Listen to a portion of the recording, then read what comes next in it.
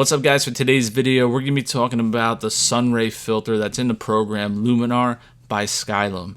Now, in the past, I used Luminar and I was not a big fan of it. That's why I never promoted the program. But they did a complete change with the new Luminar. I think it's Luminar 3.0 now. And they're really trying to compete with Photoshop and Affinity by creating a very cheap but very intuitive software to edit your pictures. It's 60 bucks, as you see online. And if we jump over here, I got two pictures I'm just going to play around with using the sunray filter because I'm very impressed with this technology that they're implementing. People might have used Red Giant Knoll Light Factory in the past, which is really cool, but it's really expensive. It's like $200. Well, I feel like this is a great alternative, and I'm going to show you why I really started to fall in love with this filter. So if you're in the new Luminar, go to Add Filters. And if you scroll down to Creative, Sunrays, it'll place a sunray right here. So we want to click on Place Sun Center. And now we can move this around. And you see what it's doing here? It's allowing light rays to shine through the highlighted areas of the image, but it's also blocking other parts of the light that would naturally be blocked by larger branches or tree trunks. And that's why this thing is so amazing. I wish Photoshop would do something like this. But if we scroll around here, you can see it's adapting to the image. And I already have a sun right here, but the rays were kind of weak, so this is a great way to enhance that. So I'm going to bring this over here, and let's just go through the settings really quick. So we have the amount.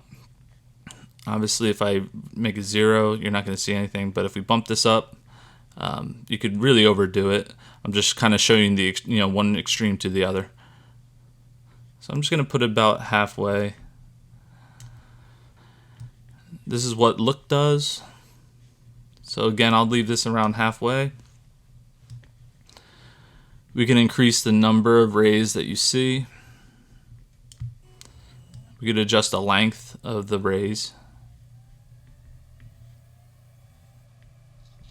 I'll just go right there. I could affect the warmth.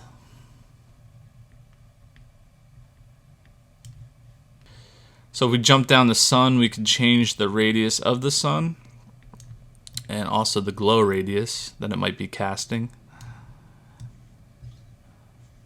We can intensify the glow amount. And we could also change the warmth of the sun itself. We could also allow this to penetrate through more areas or less.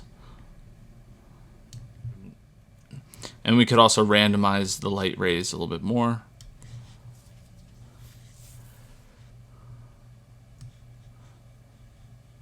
Okay, so I'm just going to leave it right like that and just jump to another photo that I was messing around with.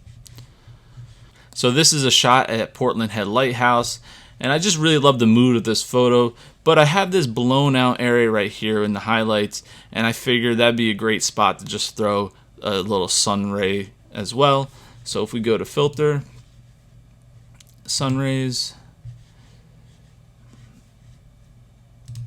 and now we're just going to drag this over into this area.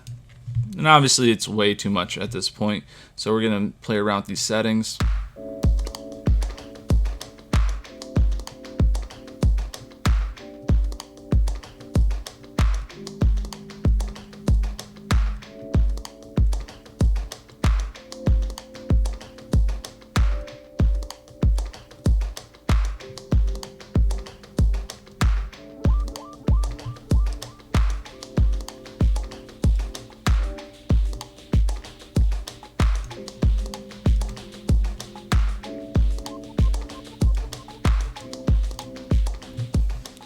Alright, so that looks pretty good right there, and it just adds to this dramatic photo. Now I have these great sun rays fighting against these dark rain clouds, and it really makes it pop out.